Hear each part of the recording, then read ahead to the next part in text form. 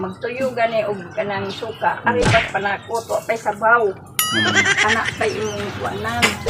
Okay. Man, anay sabaw ato karan. Pero di pa na yung butang ni. Ano ka mo na yung butang? Karon kuana ko. Kaya kuha mo kay ba?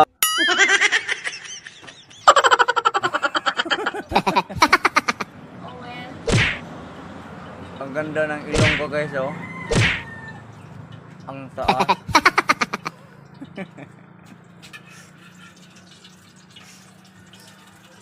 Puriya tubo ilong. Okay, nagprito na siya. So, titingnan natin. Ayan na.